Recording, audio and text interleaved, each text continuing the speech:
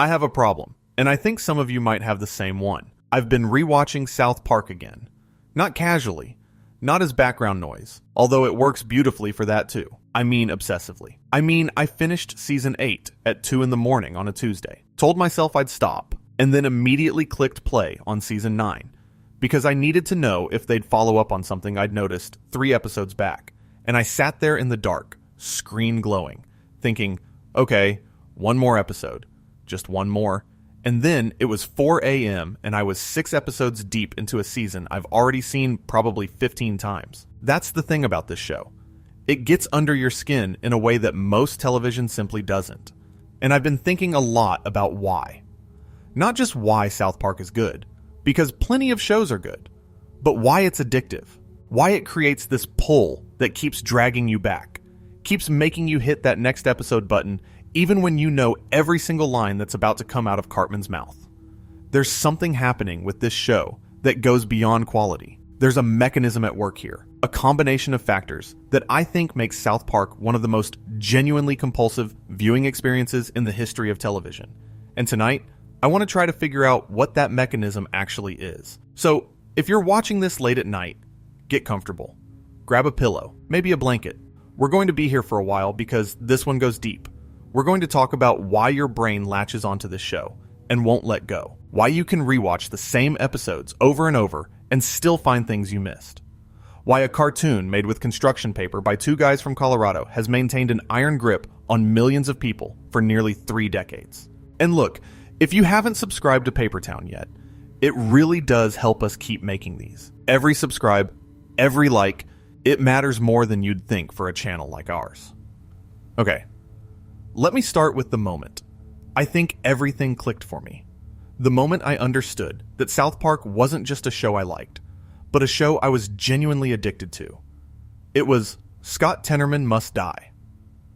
Season 5, Episode 4. Aired July 11th, 2001. And I know, everyone talks about this episode. It's consistently rated as one of the best South Park episodes ever made. It has a 9.6 on IMDb, which for a 22-minute animated comedy is absolutely absurd. But here's the thing that people don't talk about enough. This episode fundamentally changed what the show was allowed to be. Before Scott Tenorman Must Die, Cartman was a brat.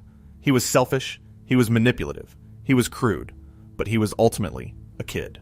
A terrible kid, sure, but still a kid operating within kid-sized boundaries of cruelty. And then, this episode happens. And Cartman doesn't just prank someone. He doesn't just say something offensive. He orchestrates something so elaborate, so genuinely disturbing, that when the reveal hits, you sit there with your mouth open wondering how you're feeling about a cartoon character. And I remember watching it for the first time, and feeling this rush, this combination of horror and admiration and disbelief that a show on Comedy Central just went there. That rush, that's the first hit. That's the moment the addiction starts. And here's what I mean by that. Think about what your brain does when you experience something unexpected. There's a dopamine response to novelty, to surprise, to having your expectations violated in a way that's more satisfying than whatever you were expecting. South Park does this constantly. It's baked into the show's DNA. You think you know where an episode is going. You think you figured out the joke, and then it pivots. It goes somewhere you didn't see coming. And that unpredictability creates a pattern in your brain where every episode becomes a little gamble. Will this one surprise me? Will this one go further than I thought possible? And the answer, more often than not, is yes. Your brain learns that South Park reliably delivers surprises, and so it craves more. It's classical conditioning, honestly. The show trains you to expect the unexpected, and that expectation itself becomes addictive. I actually have a theory about this that I've never seen anyone else bring up. I think the 6-day production cycle is directly responsible for the show's addictive quality. And I know that sounds like a stretch, so let me explain. The documentary 6 Days to Air premiered on October 9th, 2011, and it follows Trey Parker and Matt Stone as they create the season 15 premiere, Human Centipede, from scratch in 6 days. 6 days from blank page to broadcast. And what that documentary shows you, more than anything, is chaos. Controlled chaos, but chaos nonetheless. Trey Parker sitting at his desk at 3 in the morning, rewriting entire scenes hours before they need to be animated. Matt Stone pacing around the studio, making decisions on the fly. Voice recording happening while animation is still being built. The whole thing feels like it could fall apart at any second. And I think that energy, that barely held together quality, is what makes the show feel alive in a way that more polished productions don't. When you watch a show that's been written 6 months in advance, workshopped by a room of 12 writers, focus grouped, network noted, and carefully calibrated for maximum audience retention, you can feel the calculation. It's smooth, it's professional, and it's often boring. South Park feels like someone is making it up as they go, and in a lot of ways, they are. And that rawness, that sense of creative danger, is intoxicating. Your brain picks up on it, even if you can't articulate it. You're watching something that feels genuinely alive, and alive things are inherently more interesting than manufactured things. Look, I've watched a lot of animated shows. I've gone deep on SpongeBob. I've spent more hours with Gravity Falls than I care to admit, and I love those shows. But there's something about South Park that operates on a different frequency. SpongeBob is comforting, Gravity Falls is engaging, South Park is compulsive. It grabs you by the collar and says, you need to see what happens next. And the mechanism it uses to do that is unlike anything else on television. Let me talk about the animation, because I think this is one of the most underrated factors in the show's addictive quality. South Park started, literally, with construction paper. Trey Parker and Matt Stone made the original Spirit of Christmas short in 1992 using cutout paper figures, an 8mm camera, and stop-motion techniques that took 3 months to produce a few minutes of footage. The second short, commissioned in 1995 by Fox executive Brian Graydon as a video Christmas card, was slightly more polished, but still fundamentally paper cutouts, moved frame by frame. When the show got picked up by Comedy Central and premiered on August 13th, 1997, they immediately transitioned to computer animation, initially using CorelDRAW and then Power Animator on SGI workstations. But they deliberately maintained the look of construction paper. The characters are geometric shapes with dot eyes. The backgrounds are flat. The movement is intentionally limited and jerky. Everything about the visual presentation looks simple. And here's the thing nobody talks about. That simplicity is a drug delivery system. I'm serious. Think about what happens when you watch a visually complex show. Your brain has to work to process the information on screen. Detailed character designs, elaborate backgrounds, fluid animation, lighting effects. All of that requires cognitive effort to absorb. It's beautiful, sure, but it's also demanding. South Park strips all of that away. The visual information is so simple that your brain processes it almost instantly, which means all of your cognitive bandwidth goes directly to the dialogue, the jokes, the ideas. You're not distracted by how the show looks. You're entirely absorbed in what the show is saying. And that means the comedy hits harder. The satire lands more directly. And the emotional moments feel more immediate because there's nothing between you and the content. The crude animation isn't a limitation. It's a feature. It removes friction between the viewer and the experience. And that frictionless consumption is exactly what makes addictive things addictive. Think about how social media works. The infinite scroll. No barriers between one piece of content and the next. South Park does the same thing with its animation style. There's no visual barrier between you and the show's brain. And that animation style evolved in ways that are fascinating if you pay attention. Before Season 5 in 2001, the entire animation department switched from Power Animator to Autodesk Maya, the same software used to create photorealistic visual effects in Hollywood blockbusters. The season was actually delayed several months, so the team could learn the new software. But here's what kills me about that decision. They took one of the most powerful 3D animation tools in the world and used it to make things that look like they're made of paper. On purpose. They could have made South Park look like anything. They chose to make it look crude. And that choice is so smart it borders on diabolical, because it means the show never ages visually. Go watch the first episode of The Simpsons, and then watch a recent one. The visual evolution is jarring. The characters look different. The colors are different. The whole aesthetic shifted. Now go watch an early South Park episode and a recent one. Obviously there are differences if you look closely. The shading is more sophisticated. The compositing is cleaner. The backgrounds are more detailed. But the fundamental look is the same. Those little construction paper kids with their dot eyes and their wobbly movements. And that visual consistency does something sneaky to your brain. It makes the entire series feel like one continuous thing. There's no visual disruption when you go from season 3 to season 15 to season 25. It all blends together into one long, seamless experience. And that seamlessness encourages binge watching in a way that shows with visible visual evolution don't. I need you to think about what this show just pulled off with construction paper, because I keep coming back to this point, and I think it's the key to understanding the addiction. The construction paper aesthetic is comfort food for your eyes. It's the television equivalent of a warm blanket. The visuals are soft, simple, undemanding. And that softness creates a safe container for content that is anything but safe. South Park says things that would make you flinch in any other context. But because it's coming from these little paper cutout characters with their squeaky voices, your brain processes it differently. The crude package makes the sophisticated content more digestible. And that contrast, that gap between how it looks and what it's saying, is itself addictive. You keep watching because you can't quite believe what this little cartoon is getting away with. Okay, so we've got the unpredictability, the raw production energy, and the frictionless visual design. But there's another layer to this, and I think it might be the most important one. Characters. South Park has some of the most rewatchable characters in television history, and I don't think that's an accident. I think Trey Parker and Matt Stone, whether consciously or not, designed these characters to function as addiction vectors. Take Cartman.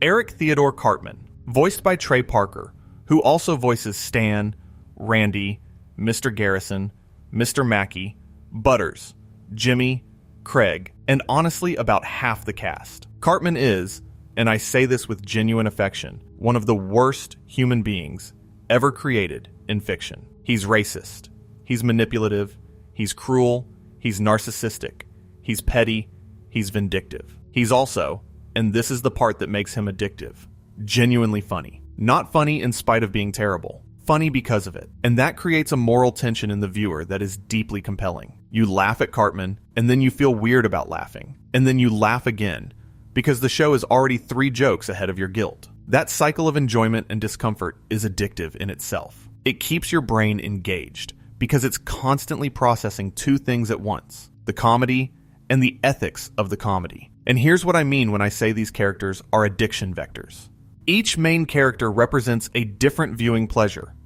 Cartman gives you transgression, the thrill of watching someone say and do things you never could. Kyle gives you righteousness. He's the moral compass, the one who pushes back, the one who says what you're thinking when Cartman goes too far. Stan gives you relatability. He's the everyman, the one who looks around at the insanity of the world and says, you know, I learned something today. And Kenny, well, Kenny gives you the running gag, the in-joke, the thing that bonds you with every other South Park fan on the planet. These 4 characters together cover a huge range of emotional needs, and the show rotates between them in a way that keeps any single character from wearing out their welcome. You're never watching the same dynamic for too long. The show is constantly shifting the emotional channel, and that variety prevents the fatigue that kills most long-running series. But honestly, the character who best illustrates the show's addictive quality isn't any of the boys. It's Randy Marsh. And I want to talk about why. Because Randy's evolution is one of the most fascinating things South Park has ever done. Randy started as a background character. In the early seasons, he was just Stan's dad, a generic TV parent. He appeared when the plot needed an adult to react to whatever insanity the kids had gotten into. His first notable appearance was in Season 2's Spontaneous Combustion, where he was tasked with figuring out why people in South Park kept spontaneously combusting. And even then, he was functional, a plot device with legs. But sometime around Season 8, something shifted. Episodes like Something Walmart This Way Comes and The Losing Edge gave Randy more to do. The Losing Edge, in particular, is the episode where Randy starts fighting other dads at his son's baseball games. And it's the moment where you can feel Trey Parker discovering what this character could be. Randy became the vehicle for adult stupidity. He's the grown-up version of Cartman, in a way. He's impulsive. He's self-righteous. He's completely lacking in self-awareness. And he throws himself into every single thing with an intensity that's both pathetic and hilarious. And the genius, no, not that word, The thing that makes him work so well is that we all know a Randy. We've all seen a middle-aged man suddenly decide that he's an expert in something he learned about yesterday. We've all watched a dad embarrass himself in public because he couldn't contain his own ego. Randy is a mirror held up to adulthood, and watching him fail in increasingly spectacular ways is addictive because it's cathartic. You watch Randy and you think, at least I'm not that guy. And then you think, wait, am I that guy? And that uncertainty keeps you watching. By season 22, Randy had essentially become the show's lead character, launching Tegrity Farms and driving multi-episode storylines. And I have mixed feelings about that, honestly. I think the best Randy episodes are the ones where he's a supporting character who steals the show, not the protagonist. But even when the Randy-centric episodes aren't hitting for me, I'm still watching. I'm still clicking next episode. Because the show has trained me to expect that even a weaker episode will have moments of brilliance, and Randy's unpredictability is part of that training. Okay, here's where I want to spiral outward from the individual characters and talk about something bigger: the show's relationship with time. Because I think this is one of the most addictive aspects of South Park, and it's something that very few other shows have ever managed. South Park exists in a kind of eternal present. The characters don't age. Stan, Kyle, Cartman, and Kenny have been 8 years old, or 9, or 10, depending on the episode, for nearly 30 years. The town doesn't fundamentally change. The school is the same. Mr. Garrison teaches the same class. The adults are the same adults with the same jobs and the same dysfunctions.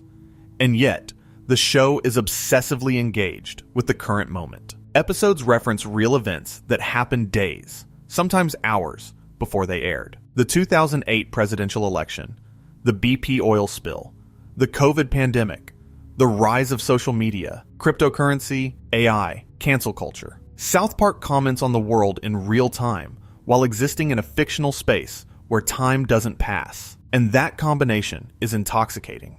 It gives you the comfort of returning to a familiar place, while also giving you the thrill of seeing that familiar place react to something that just happened in the real world. It's like if your favorite childhood restaurant suddenly started serving commentary on today's news alongside the chicken fingers. The setting is safe, the content is dangerous, and you keep going back because that contrast never gets old. Think about what this means for rewatchability, which is a huge component of addiction. When you rewatch a South Park episode from 2005, you're doing two things at once. You're enjoying the comedy, which holds up because the animation doesn't age, and the character dynamics are eternal. And you're also experiencing a time capsule, a snapshot of what the world was worried about in 2005, filtered through the specific lens of Parker and Stone's sensibility. Trapped in the Closet, Season 9, Episode 12, aired November 16th, 2005. It's the Scientology episode.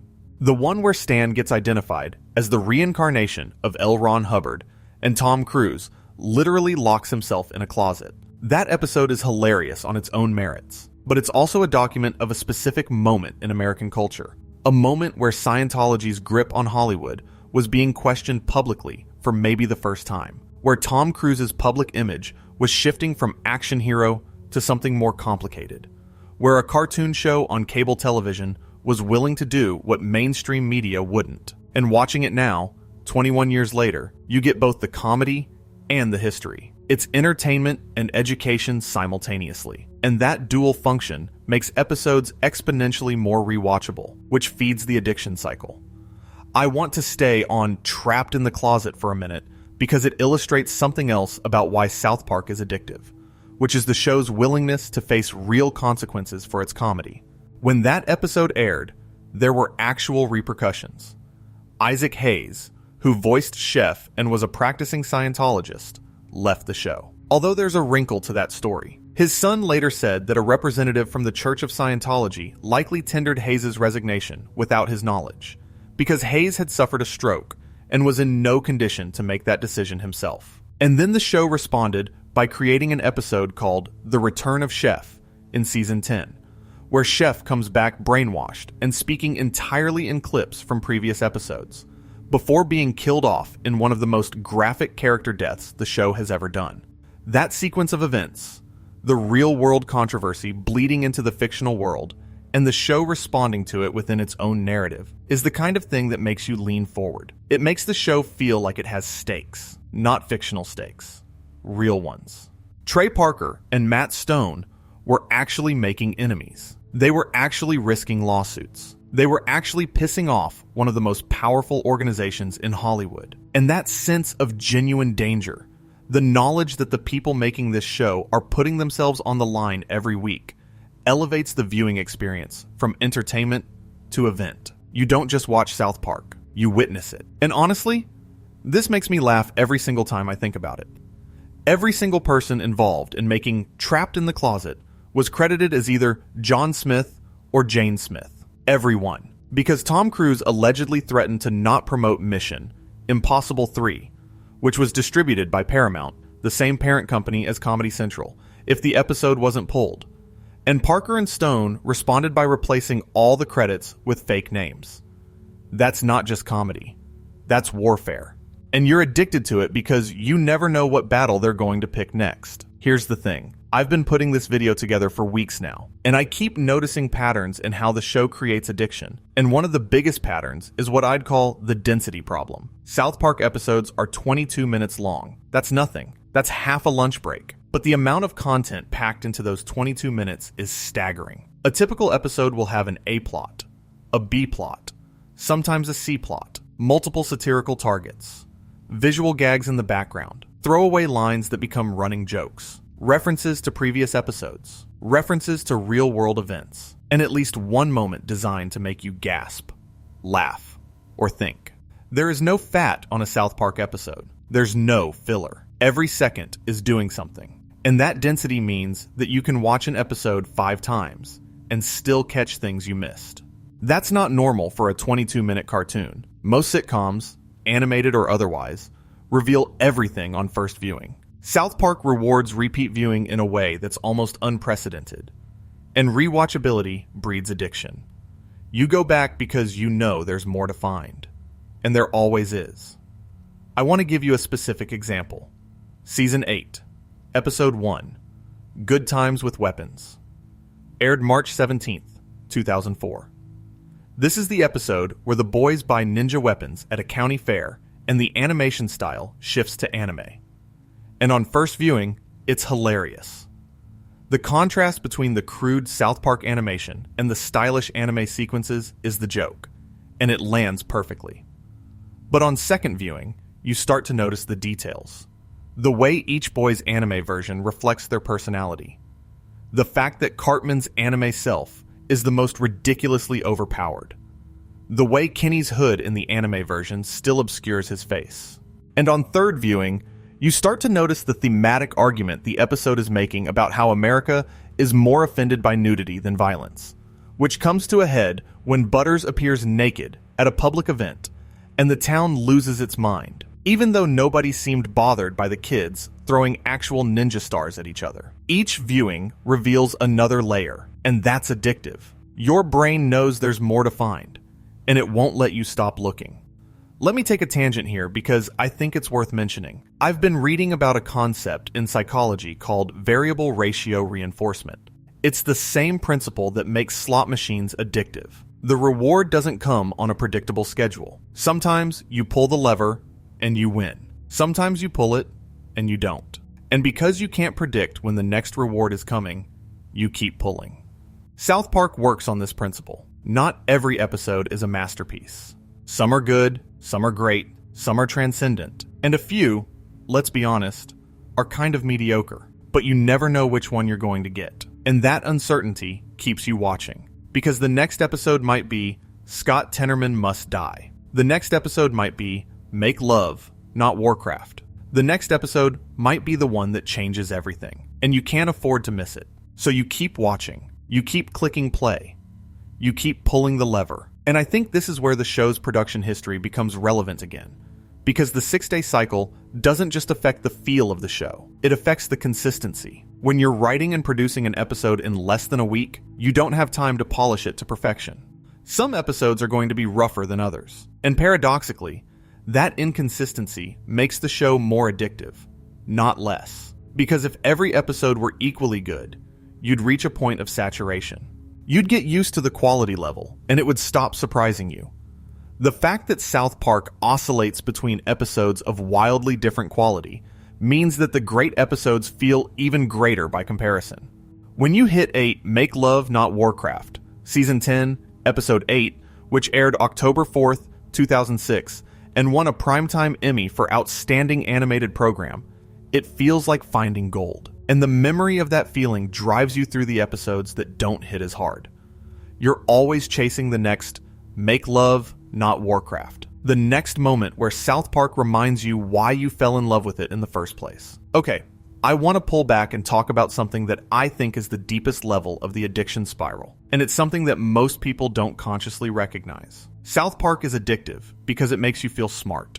And not in a patronizing way. Not in a look how clever we are way. In a genuine, earned way.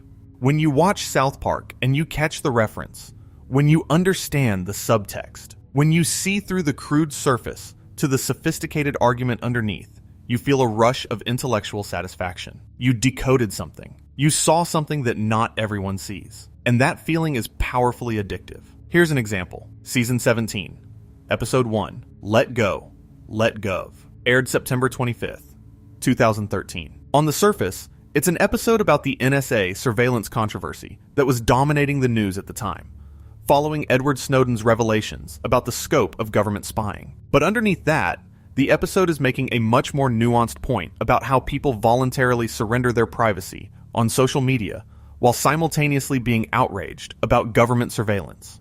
Cartman signs up for a social media platform that's literally the NSA's data collection tool, and he loves it because it means someone is finally paying attention to him.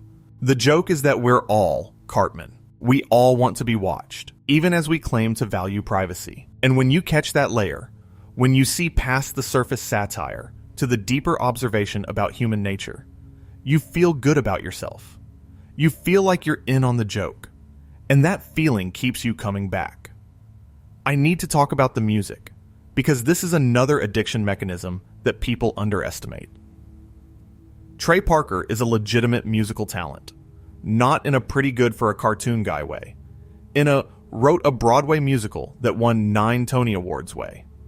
The Book of Mormon, which premiered on Broadway on March 24th, 2011, and was co-written by Parker, Stone, and Robert Lopez, won Best Musical, Best Score, Best Book, Best Director, Best Orchestrations, Best Lighting Design, Best Scenic Design, Best Sound Design, and Best Featured Actress in a Musical at the 65th Tony Awards. 9 Tonys, for a musical created by the guys who made a talking piece of poo a beloved character. And that musical talent is all over South Park. From Kyle's Mom's a Big Fat, well, you know the rest, to Blame Canada, which was nominated for an Academy Award for Best Original Song at the 72nd Academy Awards, and lost to Phil Collins's You'll Be in My Heart from Tarzan, a fact that South Park fans are still genuinely upset about 27 years later. Robin Williams performed Blame Canada at the ceremony and put tape over his mouth during the explicit lyrics. That's a real thing that happened at the Oscars, because of a cartoon show about kids in Colorado. And here's how the music contributes to the addiction. Songs get stuck in your head. That's what songs do.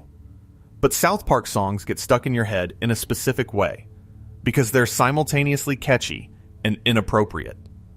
You'll be walking through a grocery store humming a tune from South Park, and then suddenly remember what the lyrics actually say, and have to stop yourself from singing out loud. That tension between the catchiness and the content creates a loop in your brain. You can't stop thinking about the song. You can't stop thinking about the show. The music becomes an earworm that constantly redirects your thoughts back to South Park. And that's not an accident. Parker writes these songs with the craft of a Broadway composer and the sensibility of someone who thinks the funniest thing in the world is watching you try not to laugh in public. The songs are Trojan horses. They sneak into your brain disguised as catchy tunes and then set up camp and refuse to leave. And every time you catch yourself humming one, you want to go back and watch the episode it came from. That's addiction. Let me talk about something else that I've been thinking about a lot while researching this, which is the role of nostalgia in South Park addiction. And this is interesting because South Park itself has talked about nostalgia, most directly in Season 20 with the Member Berries storyline, where literal sentient berries feed people nostalgic memories of the past to make them feel good.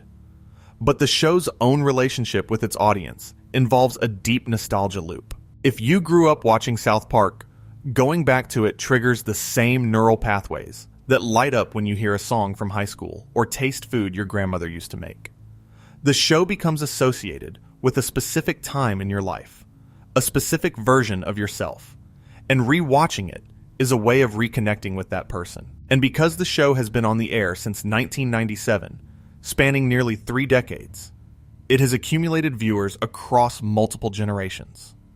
People who were teenagers when the show premiered are now in their 40s. People who discovered it on streaming in the 2000s are now in their 20s.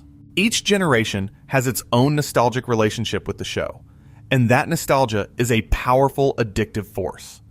You're not just watching a cartoon. You're visiting a version of yourself that felt things more intensely, and that's hard to resist. I want to take another tangent here because I think about this at random moments, and it always makes me smile. You know what one of the most addictive things about South Park is? The way it handles continuity. Most animated shows, especially comedies, operate on what you might call a soft reset. Each episode starts fresh. Nothing that happened last week really matters. Characters don't grow, the world doesn't change, and the status quo is God. South Park does something sneakier. It operates on a soft reset most of the time, but it also maintains this underground continuity that rewards obsessive viewers. Characters reference events from previous seasons. Background details carry over. Jokes that seemed throwaway in one episode become important plot points years later. And the show never announces these callbacks.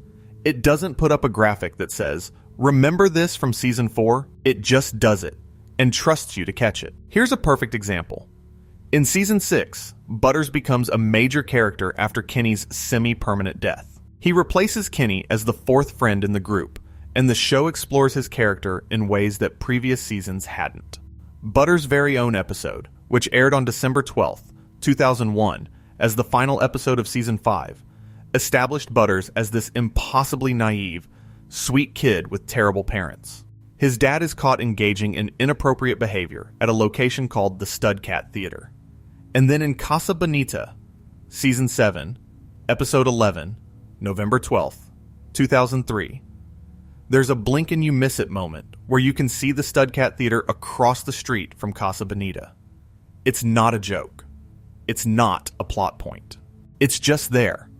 A detail that rewards the viewer who remembers. And that kind of hidden continuity creates a treasure hunt mentality. You watch episodes looking for connections, for callbacks, for the moments where the show winks at you for paying attention. And that treasure hunt is addictive because every discovery gives you a little rush of satisfaction. I've rewatched this season 3 times putting this together, and I keep noticing new things in the backgrounds. Little signs, little details, little visual callbacks that I missed the first 20 times I watched these episodes. And each discovery makes me want to keep looking. That's the trap. South Park makes you feel like there's always more to find. And honestly, I think there always is. Now, I want to spiral outward again and talk about something that I think is the most sophisticated addiction mechanism the show employs. South Park is addictive because it validates your cynicism while simultaneously challenging it. And that's a trick that very few pieces of media can pull off. Here's what I mean. South Park's worldview, if you can distill it to one sentence, is something like, everyone is full of it. And the truth is, usually somewhere in the middle. The show famously satirizes both sides of any political or cultural debate. It mocks liberals and conservatives with equal enthusiasm. It attacks hypocrisy wherever it finds it, regardless of which team the hypocrite plays for. And that approach is deeply satisfying for a certain kind of viewer. The viewer who's tired of being told what to think. The viewer who sees through the performative outrage on both sides. The viewer who just wants someone to say what everyone's actually thinking. South Park validates that viewer. It says, you're right to be skeptical. You're right to question the people who claim moral authority. Everyone's an idiot, including us. And that validation feels incredible. But here's the twist. South Park doesn't just validate your cynicism. It also, at its best moments, shows you the limits of cynicism. Because underneath all the crude jokes and the political incorrectness and the refusal to take anything seriously, South Park has a genuine emotional core. And it reveals that core in moments that hit you like a freight train, precisely because you weren't expecting them. The Butters episodes are the best example of this. I keep coming back to Butters because I think he's the most important character on the show for understanding its addiction mechanism. Butters is innocent. In a world full of manipulators and cynics and self-serving adults, Butters is genuinely, vulnerably innocent. And the show doesn't protect him. Terrible things happen to Butters constantly. His parents ground him for everything. Cartman manipulates him relentlessly. He gets beaten up, ostracized, rejected, and traumatized on a regular basis. And yet, he stays kind. He stays open. He stays Butters. And there's this moment in Butters' very own episode where he's sitting alone, and the whole episode has been about his parents trying to cover up terrible secrets, and Butters just quietly deals with it. He doesn't rage. He doesn't scheme. He just endures. And that quiet endurance is one of the most emotionally powerful things South Park has ever done. Because the show earns that moment by spending hundreds of episodes being cynical and cruel and irreverent, so that when it finally shows you something genuine, the contrast makes it devastating. And that emotional whiplash is addictive. The cycle of cynicism and sincerity, of cruelty and tenderness, of making you laugh and then making you feel something real. It keeps your emotional brain constantly engaged. You're never just passively consuming South Park. You're always riding a wave of shifting tones and conflicting emotions, and your brain craves that stimulation. I remember watching You're Getting Old when it first aired. Season 15, Episode 7, June 8th, 2011. Stan turns 10 years old, and suddenly everything starts looking and sounding like, well, the show uses a very specific word that I'll clean up and call garbage. Music sounds like garbage. Movies sound like garbage. His friends sound like garbage. And the episode is not funny. I mean, there are jokes in it, but the dominant tone is sadness. Real sadness. Stan's parents' marriage is falling apart. Stan is becoming cynical about everything he used to love. The episode ends with Stan sitting alone, listening to Fleetwood Mac's Landslide, while his family disintegrates around him. And when that episode aired, a lot of people genuinely thought it was the end of the show. They thought Trey Parker and Matt Stone were saying goodbye, because the episode felt personal. It felt like a confession. It felt like the creators were saying, we don't enjoy this anymore. Everything we used to love has become noise. And then the next episode, Asperger's, aired, and it was a comedy episode. Stan's cynicism was played for laughs. Everything snapped back to something closer to normal, and the show kept going. But that moment, that one episode where the show dropped its defenses and showed you something uncomfortably real, changed how you watched everything that came after. Because now, you knew that South Park was capable of genuine emotion. Now you knew that beneath the crude surface, real feelings existed. And you couldn't stop watching because you were waiting for the next moment when the show would let its guard down again. That anticipation is addiction. Let me talk about the controversies, because I think the show's relationship with controversy is another key part of why people can't stop watching. South Park has been controversial since the day it premiered. Parents hated it. Media watchdog groups condemned it. The show was blamed for corrupting children, coarsening public discourse, and normalizing offensive language. And all of that attention, all of that outrage, made the show more attractive. There's a principle in psychology called reactance, the tendency to want something more when you're told you can't have it. Every time someone said South Park was too offensive, too crude, too dangerous for public consumption, they were essentially advertising it to exactly the audience most likely to love it. The controversy was fuel, and it still is.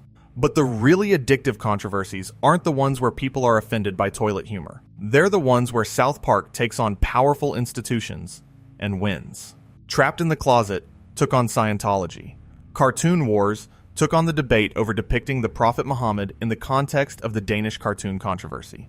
Episodes 200 and 201, which aired on April 14th and April 21st of 2010 respectively, went even further with the Muhammad storyline. Those episodes resulted in actual death threats against Parker and Stone from a fundamentalist organization called Revolution Muslim, real threats from real people. And South Park's response in the 201 episode was to have Kyle, Jesus, and Santa deliver a speech about standing up to intimidation, which Comedy Central then censored so heavily that entire monologues were replaced with continuous audio bleeps. The network literally bleeped out the moral of the episode. And that fact, that the people telling you not to be afraid of censorship had their own words censored, is so perfectly South Park that it feels like the show wrote it. But it was real. Those episodes, 200, 201, Super Best Friends, and the Cartoon Wars two-parter, are among the few South Park episodes that have been completely pulled from streaming platforms.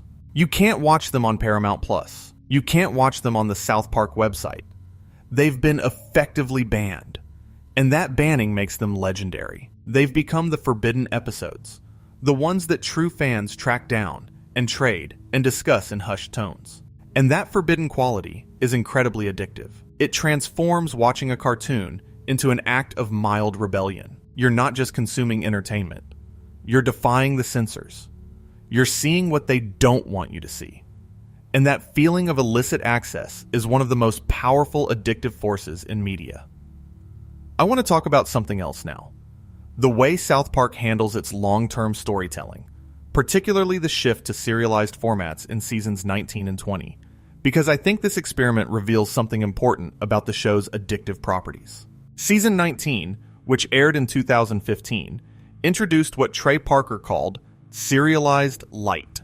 Instead of purely standalone episodes, the season had a running storyline centered on PC Principal, a new school principal who represented the era's anxieties about political correctness and social justice culture. Events in one episode carried over to the next. Characters' actions had consequences that lasted beyond the end credits. And it worked. Season 19 is widely considered one of the show's strongest seasons. The serialization added stakes. It gave you a reason to watch every episode in order. It created the feeling that you were on a journey, not just watching a collection of sketches. And then season 20 went full serialized. Everything was connected. The member berries, Troll Trace, the 2016 presidential election, Cartman's relationship with Heidi. Every episode was a chapter in one long story. And this is where it gets interesting, because season 20 is widely considered one of the show's weakest seasons. The serialization that had added depth in season 19 became a constraint in season 20. The show couldn't pivot as fast. It couldn't respond to real events as nimbly because it was locked into a predetermined arc. And when the 2016 election didn't go the way Parker and Stone had expected, they had to scramble to rewrite the ending of the season. And you could feel the seams showing. Now here's why I'm bringing this up in the context of addiction. The show tried serialization, partially succeeded, partially failed, and then pulled back. Seasons 21 and onward moved toward a hybrid model, some continuity, some standalone, varying from season to season. And that willingness to experiment, to try things that might not work, to fail and then adjust, is addictive in itself, because it means the show is alive. A show that takes risks is a show that might surprise you.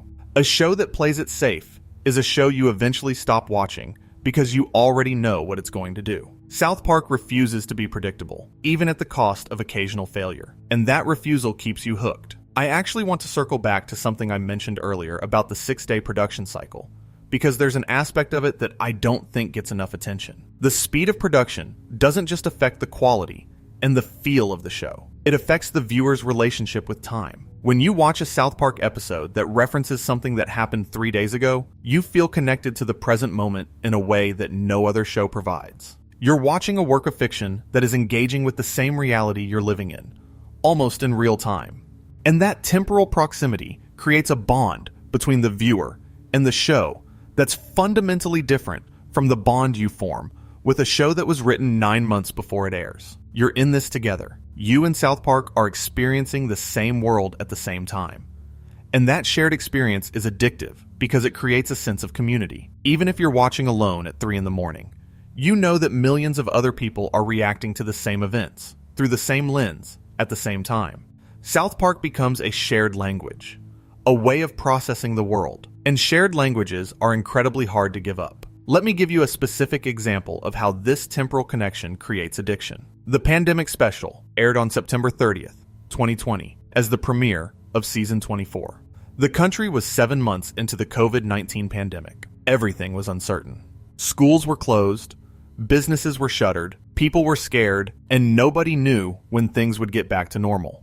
And South Park aired an episode about it, not months later, when the pandemic was a historical event, right then, while it was happening, while we were all living through it. The episode drew 2.3 million viewers on Comedy Central alone, and over 4 million when you count the simulcasts on MTV and MTV2. That made it the highest-rated South Park episode since 2014. And the reason it drew those numbers is that people needed it. They needed someone to look at the insanity of the world and make them laugh about it. They needed the shared experience of watching South Park process the same fear and confusion they were feeling. And that need, that craving for a show that meets you where you are, is one of the deepest forms of media addiction there is. Okay, I want to go even deeper now, because I think the ultimate reason South Park is addictive is something that very few people articulate, and it's this. South Park respects your intelligence. In an era of television designed to appeal to the widest possible audience, optimized for maximum engagement through algorithms and focus groups and A/B testing, South Park does something radical. It assumes you're smart enough to get the joke. It doesn't explain its references. It doesn't hold your hand through its satirical arguments. It doesn't dumb down its points or spell out its themes. It trusts you to keep up. And that trust creates a relationship between the show and the viewer that's genuinely special. You feel like you're part of an in-group.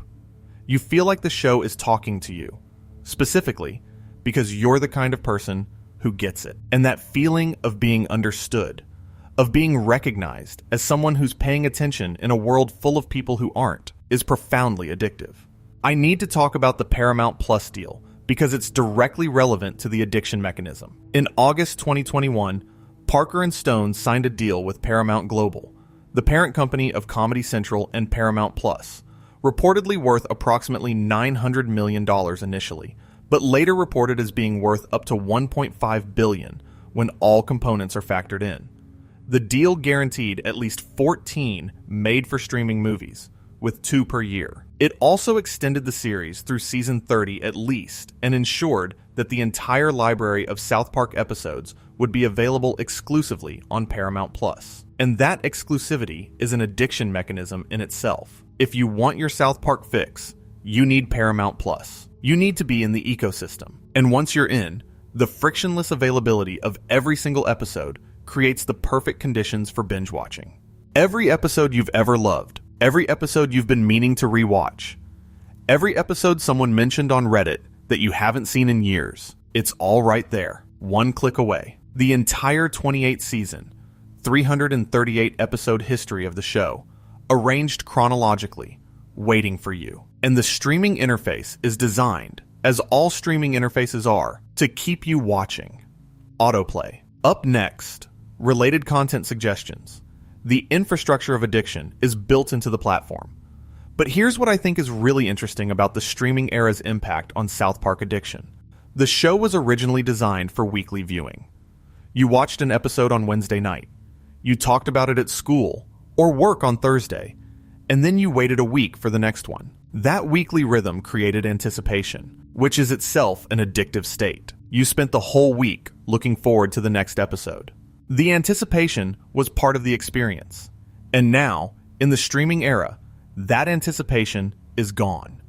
You can watch everything immediately. You can consume the entire series in a matter of weeks. And you'd think that would reduce the addictive quality. But it doesn't, because the binge model replaces anticipation with momentum. Instead of looking forward to the next episode, you're propelled into it. You don't have time to stop and decide whether you want to keep watching. The next episode is already playing. And momentum is even more addictive than anticipation, because it removes the decision point entirely. You don't choose to keep watching South Park. You just don't choose to stop. I've been thinking about this all week, and I want to share a thought that might be controversial. I think South Park is more addictive now than it's ever been, and I think it's because the show has accumulated enough history to create a self-reinforcing loop. Here's what I mean.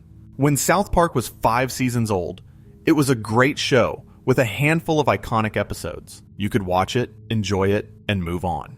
Now, with 28 seasons, 300 plus episodes, 7 streaming specials, a feature film, and nearly 3 decades of cultural history, the show has become an ecosystem. You can go in at any point and be entertained. You can follow a character arc across multiple seasons. You can track the evolution of the animation. You can compare how the show handled a topic in 2003 versus how it handled a similar topic in 2023. You can fall down rabbit holes of continuity, of production history, of behind-the-scenes drama. The show isn't just content anymore. It's a world, and worlds are infinitely more addictive than individual pieces of entertainment because they never run out. There's always another angle, another connection, another thing you haven't thought about. The more South Park you watch, the more South Park there is to watch. That's the addiction spiral in its purest form, and I want to talk about something specific that illustrates this ecosystem effect. The Imagination Land Trilogy, Season 11, Episodes 10, 11, and 12, airing October 17th, 24th, and 31st of 2007. This 3-part story is South Park at its most ambitious. It involves a terrorist attack on the collective imagination of humanity, a journey through a realm populated by every fictional character ever created, and a subplot about a bet between Cartman and Kyle with absolutely humiliating stakes. The trilogy references dozens of fictional characters from other properties, from Strawberry Shortcake to alien xenomorphs, from Jesus to Superman, from Luke Skywalker to Freddy Krueger. And watching it is like watching a show that's eaten the entire history of pop culture and is now commenting on it from the inside. The Imagination Land Trilogy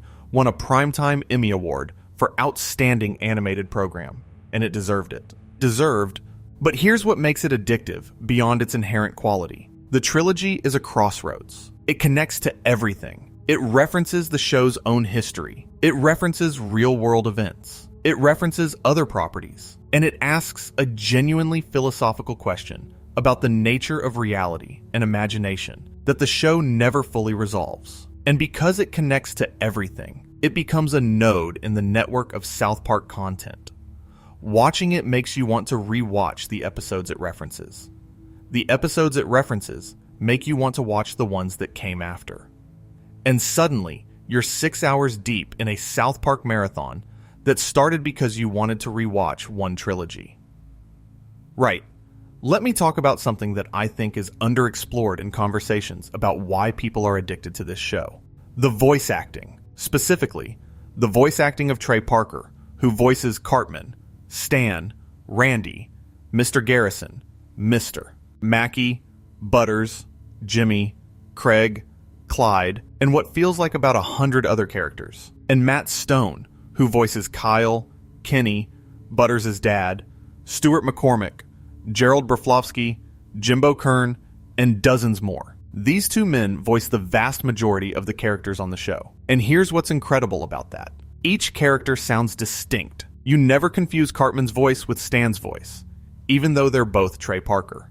You never confuse Kyle's voice with Kenny's muffled voice, even though they're both Matt Stone. And that vocal distinctiveness, the fact that these characters feel like real, separate people, even though they're mostly 2 guys doing funny voices, contributes to the addictive quality because it makes the characters feel more real than they should. You develop relationships with these voices. You become attuned to their rhythms, their inflections, their emotional registers. Cartman's whiny manipulation, Stan's flat deadpan, Kyle's righteous indignation, Randy's oblivious enthusiasm. These vocal signatures become as familiar as the voices of people you actually know, and that familiarity is comforting, and comfort is addictive. I should mention something about the show's guest stars, because this is another element of the addiction. South Park has had relatively few celebrity guest appearances compared to shows like The Simpsons or Family Guy, but when it does bring in a guest, it tends to be memorable.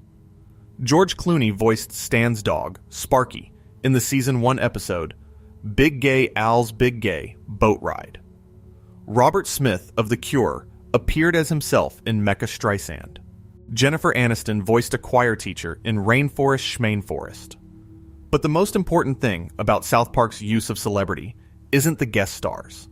It's the show's willingness to portray celebrities as characters without their permission, often in unflattering ways. Tom Cruise in a closet, Paris Hilton as a walking disaster, Kanye West unable to understand a joke.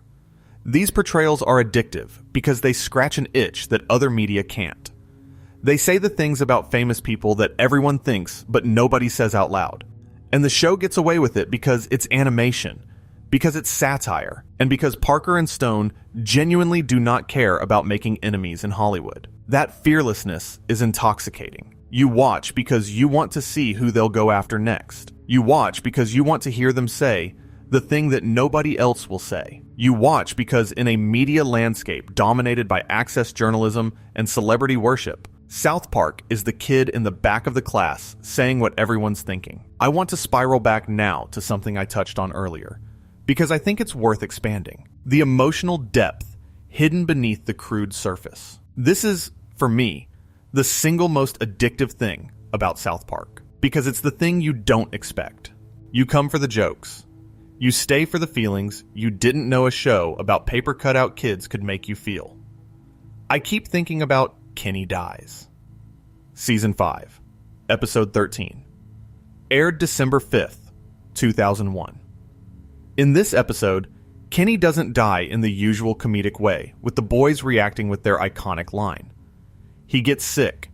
He goes to the hospital. He deteriorates. And the other boys have to deal with it, not as a joke, as a genuine emotional experience. Stan can't bring himself to visit Kenny in the hospital because he can't face what's happening. Kyle tries to be strong and supportive, but keeps breaking down. And Cartman, in classic Cartman fashion, appears to be genuinely devastated, but is actually using Kenny's illness to further his own agenda involving stem cell research. And the episode plays Stan's avoidance and Kyle's grief with absolute sincerity. The scenes in the hospital are genuinely sad. The construction paper faces express real emotion through the tiniest adjustments, a slight downturn of a mouth, eyes pointed at the ground instead of forward. And when Kenny actually dies, for real, in a way that sticks for an entire season, the weight of it hits you because the show spent 5 years training you to laugh at Kenny's deaths. Every "oh my god, they killed Kenny" was a joke. And now, it's not. Now it's real. And the gap between all those comedic deaths and this one genuine one is what gives it emotional power. The show weaponized your expectations against you. It used your familiarity with the joke to make the serious version devastating. That technique, using established comedy to amplify unexpected emotion, is something South Park does better than almost any show I've ever watched. And it's addictive because once you've experienced that whiplash, once you've felt the show reach through the screen and genuinely move you, you can never fully relax while watching it again. You're always a little bit on guard for the next time it's going to catch you off guard. And that heightened attention makes every episode more engaging. You're watching more carefully, paying closer attention, investing more deeply, because you know this show is capable of making you feel something real, and you don't want to miss it when it happens. Let me talk about the town itself for a minute. South Park, Colorado. Population approximately something around a few thousand. The fictional setting is based loosely on the real South Park Basin in central Colorado, which Trey Parker and Matt Stone would have been familiar with growing up in the state. And the town as a setting is itself an addiction mechanism. It's small enough that you know every character. It's isolated enough that any event feels amplified. It's consistent enough that it feels like home. And it's just absurd enough that literally anything can happen there. Aliens can land. Giant guinea pigs can attack. Cthulhu can be summoned. The entire town can be flooded with semen. None of this feels out of place because the show established early on that South Park, Colorado is a place where normal rules don't apply. And that establishment creates a space of infinite possibility, which is addictive because it means you can never predict what's going to happen next. In South Park, anything is possible. And a space where anything is possible is a space you never want to leave. The town also functions as a closed ecosystem that mirrors the real world in miniature. Everything that happens in the real world gets filtered through this tiny Colorado town, and the filtering process is itself part of the comedy. Global geopolitics becomes a fight between Stan's dad and the other dads at the bar. The War on Terror becomes an episode about the boys trying to take down a wall. The opioid crisis becomes an episode about an actual guinea pig infestation. By scaling real-world issues down to small-town proportions, South Park makes them simultaneously more accessible and more absurd. And that combination of accessibility and absurdity is addictive because it makes you feel like you understand the world better than you did before watching. The show simplifies complex issues into 22-minute stories told through paper cutout characters, and in doing so, it often captures the essential truth of those issues more effectively than hours of news coverage. You come away feeling informed and entertained simultaneously, and that dual satisfaction keeps you coming back. I want to take one more tangent here because this is something I noticed while putting this video together, and I can't stop thinking about it. The way South Park handles its cold opens has changed over the years, and I think that evolution is directly related to the show's increasing addictiveness. In the early seasons, episodes often started with a relatively slow setup. The boys would be at the bus stop, something would happen, and the episode would gradually build from there. By the middle seasons, the cold opens got faster. The inciting incident would happen in the first 30 seconds. By the later seasons, some episodes drop you into the middle of an already in progress storyline with no setup at all. You're expected to just keep up. And that acceleration of the opening is an addiction strategy, whether intentional or not. The faster the show hooks you, the less time you have to decide whether to keep watching.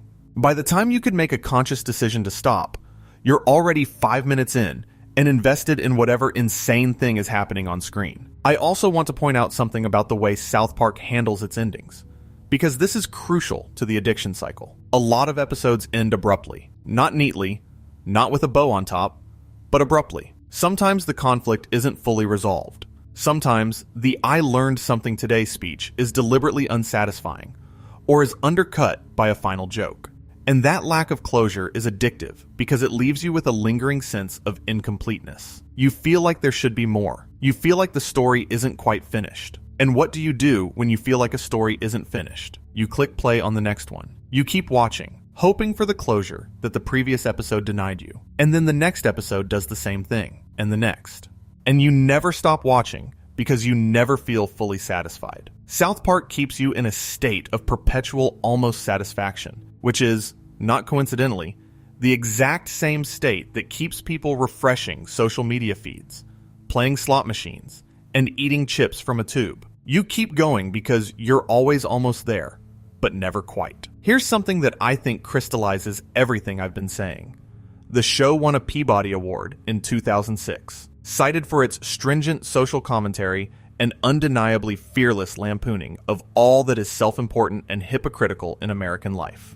A Peabody, given to a show that, in that same year, aired episodes about Scientology, World of Warcraft addiction, and the aftermath of Hurricane Katrina. And that Peabody is significant because it represents the establishment acknowledging what fans already knew, that South Park, beneath the crude exterior, was doing something important, something that mattered, something worthy of institutional recognition. And that validation creates another addiction loop. You're not just watching a cartoon, you're watching an award-winning, culturally significant work of art. And knowing that you're watching something that has been recognized as important gives you permission to keep watching indefinitely. You're not wasting your time. You're engaging with culture. You're being a discerning viewer. The Peabody is permission to keep binging. Okay, I want to go really deep now.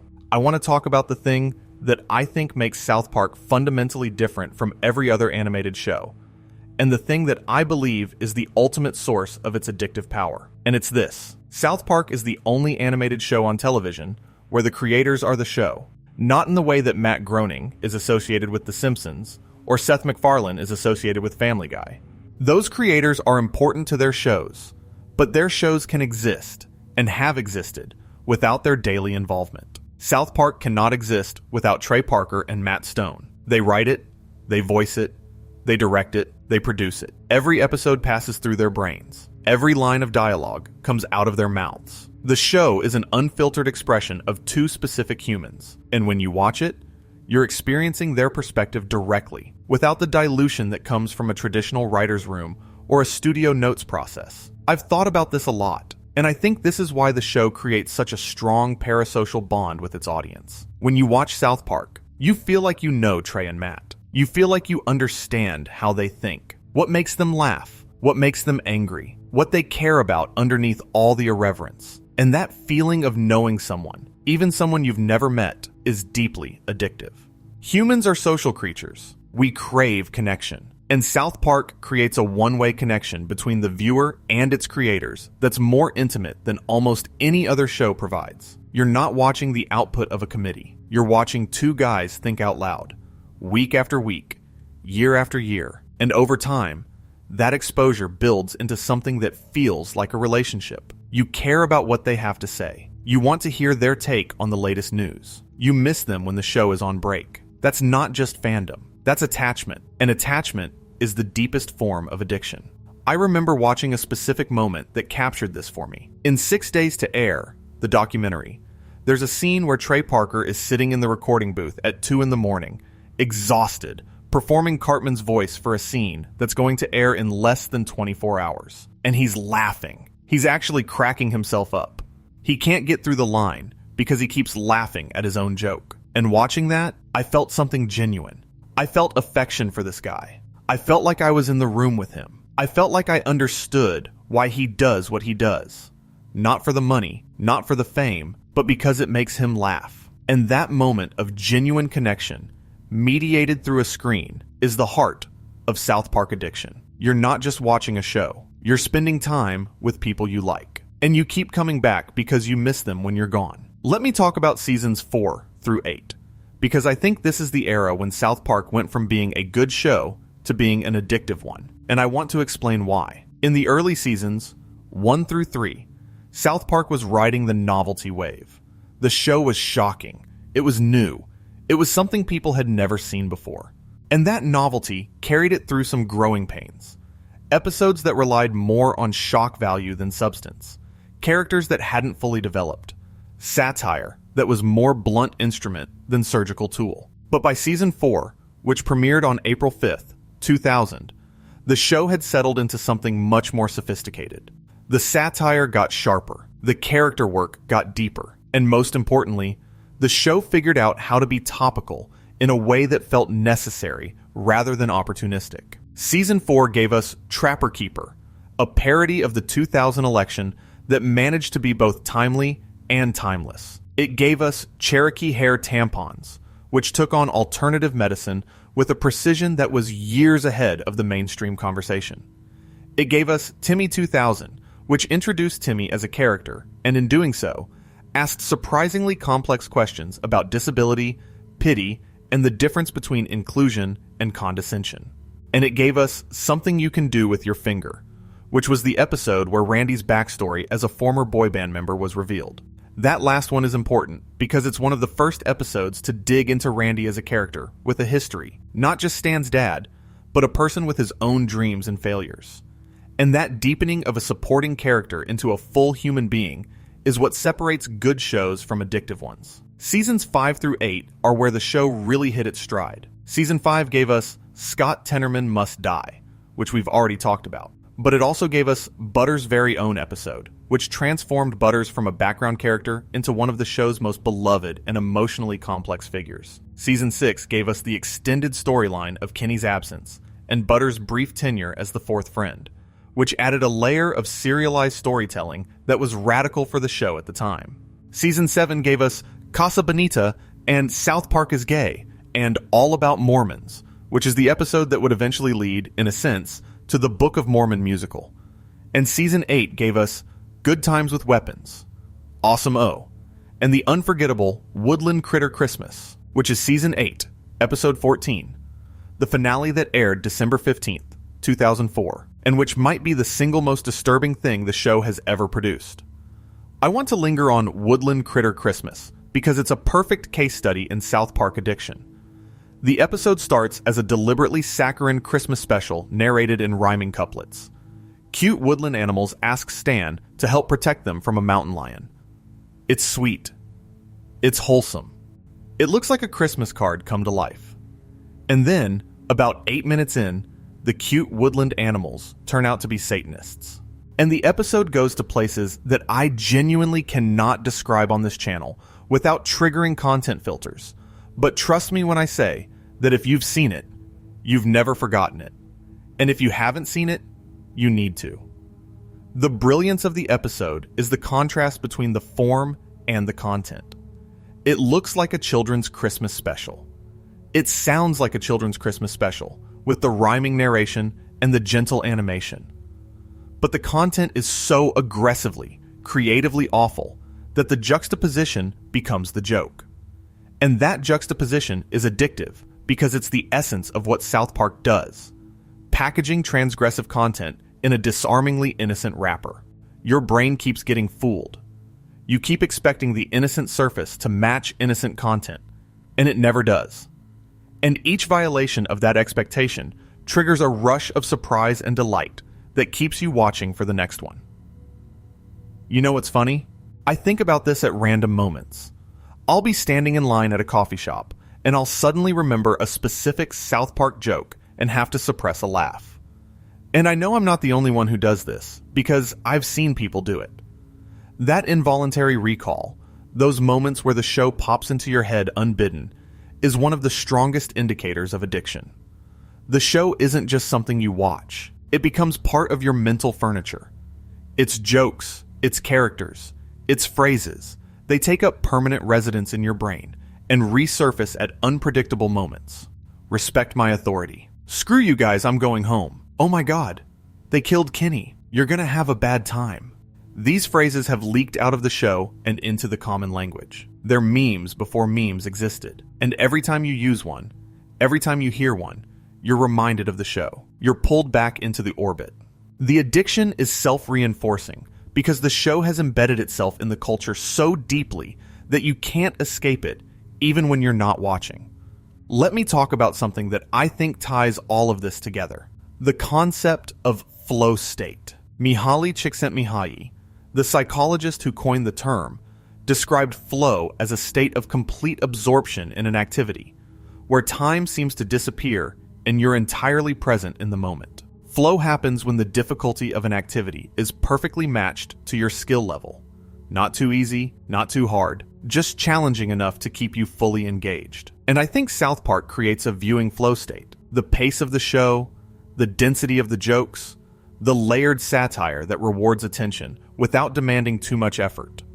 The visual simplicity that frees your brain to focus entirely on content. It all adds up to an experience that's perfectly calibrated for absorption. You lose track of time. You forget where you are. You look up and 3 hours have passed and you've watched 8 episodes without once reaching for your phone.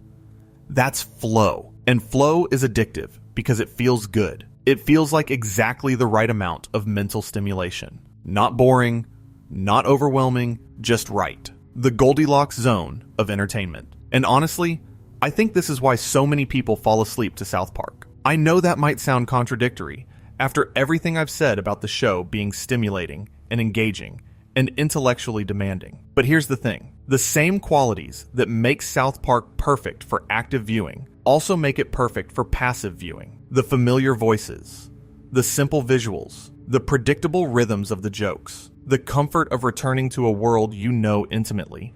All of that creates a sense of safety and relaxation that's ideal for falling asleep. You're not anxious about what's going to happen next because you've seen it before. You're not visually stimulated because the animation is deliberately undemanding. You're just comfortable, wrapped in the sounds of a show that feels like an old friend talking to you late at night. And that comfort is addictive in a completely different way from the comedy or the satire. It's addictive because it meets a fundamental human need. The need to feel safe. The need to feel like you're not alone. The need to hear a familiar voice in the dark. And I realize that's what I'm doing right now. I'm sitting here at my desk. It's late. And I've got South Park playing on a second monitor while I write this. Not watching it. Just having it there. Hearing Cartman argue with Kyle about something. Hearing Stan say something deadpan. Hearing Randy embarrass himself. It's background noise, but it's more than background noise. It's a companion. And I've been doing this for years. I put on South Park when I'm working, when I'm cooking, when I'm trying to fall asleep, when I'm feeling stressed, when I'm feeling bored, when I'm feeling anything at all that I want to feel slightly differently. The show has become a mood regulator, a constant in a world that feels increasingly inconstant. And that function, that role as emotional furniture, is the deepest level of addiction. The show isn't just something I watch, it's something I need. I want to talk about one more thing before I start bringing this all together, and it's the show's relationship with its own history. South Park is one of the few shows that can and does make fun of itself. It acknowledges when storylines don't work. It mocks its own tendency towards certain types of humor. It calls out its own repetitiveness. The episode 200 explicitly referenced the fact that the show had reached its 200th episode and used that milestone as a vehicle for bringing back dozens of celebrities the show had mocked over the years. It was a clip show without clips, a retrospective that was also a new story, a celebration of the show's history that was also a critique of nostalgia culture. And that self-awareness is addictive because it creates the illusion of intimacy. The show is talking to you, the viewer who's been here long enough to catch the references. It's acknowledging your investment. It's saying, we know you've been here for 200 episodes, and we appreciate it, and here's a reward. That acknowledgement strengthens the bond between the viewer and the show, which makes the viewer more invested, which makes them watch more episodes, which gives the show more history to reference, which creates more moments of acknowledgement. It's a feedback loop. And feedback loops are the architecture of addiction. And while we're on the topic of the show's relationship with its own history, I want to talk about something I think is essential to understanding the addiction. The way South Park handles death. Not just Kenny's death, which we've discussed, but death as a narrative tool across the entire series. Because this show has a very strange, very specific relationship with mortality. And I think it's one of the hidden reasons people can't stop watching. Kenny McCormick dies in almost every episode of the first 5 seasons. And every time, Stan says, "Oh my God, they killed Kenny." And Kyle says, "You terrible people." And then the next episode, Kenny's back. No explanation, no acknowledgement. He's just there. And this running gag does something really interesting to your relationship with the show. It teaches you that death doesn't matter, that consequences are temporary, that the worst thing that can happen will be undone by the opening credits of the next episode. And that lesson, that safety net, is part of what makes the show's crude content tolerable. The show can go to the darkest places imaginable because nothing sticks. Everything resets. And that reset function is deeply comforting. It's why children watch the same cartoons over and over. The good guys always win. The bad guys always lose. And nobody gets permanently hurt. South Park gives you that same comfort, just wrapped in the most profane and transgressive packaging possible. But then, the show subverts its own rule. Kenny dies for real at the end of Season 5, and he stays dead for most of Season 6. And that subversion is like pulling the safety net away. Suddenly, things can have consequences. Suddenly, the rules you thought you understood don't apply anymore. And that uncertainty is thrilling. It's the same thrill you get from a horror movie that breaks its own genre conventions. You don't know what's safe anymore. You don't know what's going to stick and what's going to reset. And that uncertainty keeps you watching, because you need to know what kind of show this is now. And then Kenny comes back, and the safety net is reinstated, and you relax. And then in Kenny Dies, the show pulls the net away again, and you're back on the edge. It's a cycle. Safety, danger, safety, danger. Each swing reinforcing your need to keep watching, to keep checking, to keep verifying that the show is still the show you think it is. This connects to something broader about South Park's addictive structure, which is its treatment of consequences in general. Most episodes, as I mentioned, operate on a soft reset, but some don't. Some episodes have permanent consequences, mister. Garrison's journey from closeted teacher to openly gay man to transgender woman to the President of the United States to eventually back to a man again represents one of the longest and strangest character arcs in television history. It spans multiple seasons and multiple identity changes, and the show commits to each one fully before moving to the next. That arc wasn't planned from the beginning. It evolved organically, each step emerging naturally from the last. And that organic evolution makes it feel real in a way that planned character arcs often don't. And here's the addiction angle. Mr. Garrison's arc makes you feel like you need to watch every episode, because you never know which episode is going to advance the arc. Most episodes, Garrison is just there, being a teacher or being a politician or being whatever he currently is. But occasionally, an episode moves the needle. An episode changes something about Garrison that will persist for the rest of the series. And if you miss that episode, you'll be confused when the next one comes along and Garrison is suddenly different. That fear of missing a permanent change keeps you watching episodes that might otherwise not grab you. It keeps you in the habit. It keeps you clicking play. And habits are the infrastructure of addiction. Speaking of permanent changes, I want to talk about something that I think is one of the most underappreciated aspects of South Park's world building, and something that directly feeds the addiction. The adults of South Park. Not just Randy, who we've covered extensively, but the entire adult population. Because one of the show's most consistent and addictive themes is that the adults are always wrong. Always. In almost every episode, the children are right, and the adults are wrong. The adults panic over nothing. The adults misunderstand the situation. The adults impose their anxieties on situations that don't warrant them. And the kids are left to figure things out for themselves, which they usually do with a combination of crude logic and accidental wisdom. This dynamic is addictive because it flatters the viewer.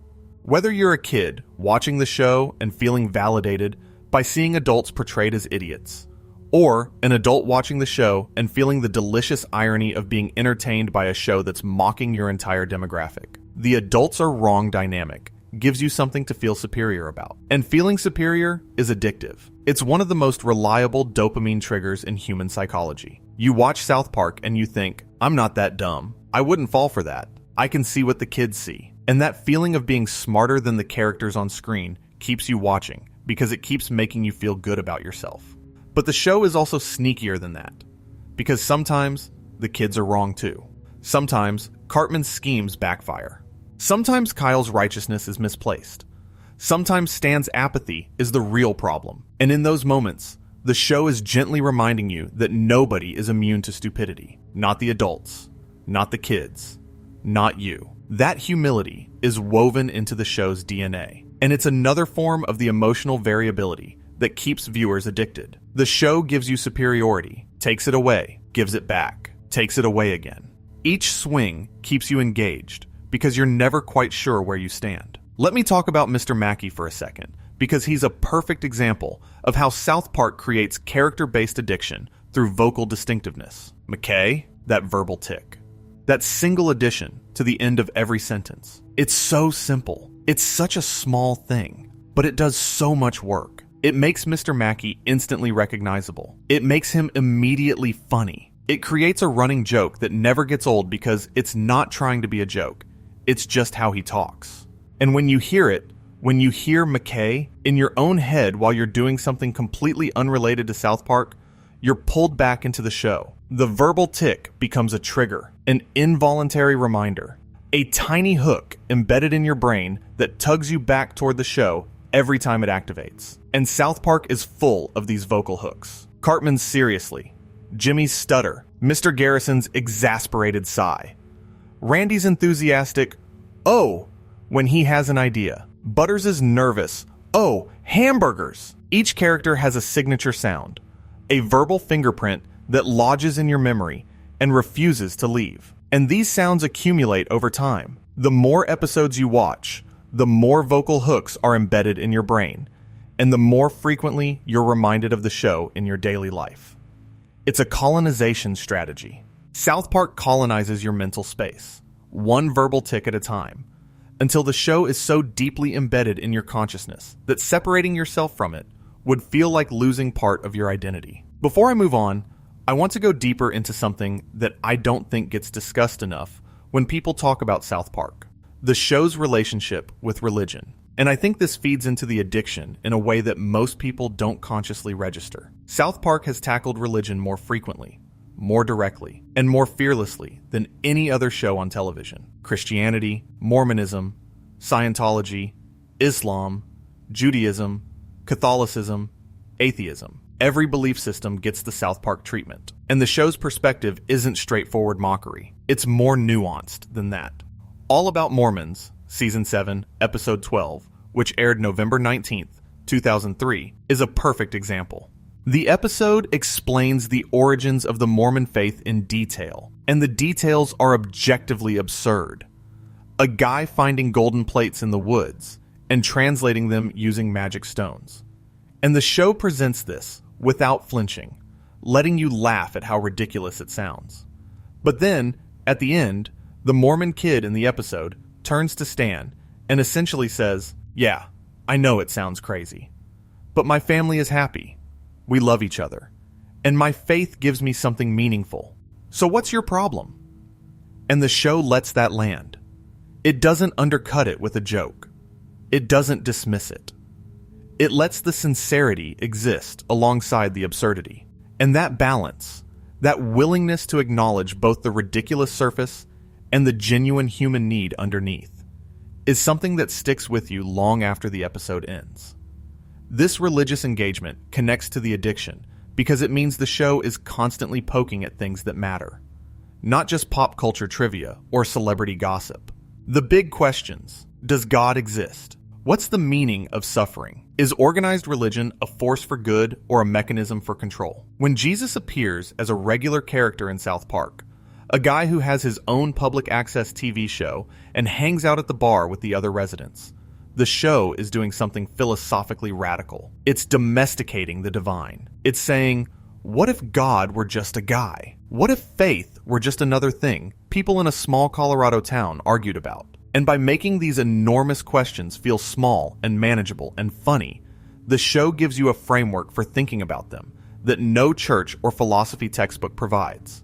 You come away from a South Park episode about religion having actually thought about religion, but in a way that was painless, even enjoyable.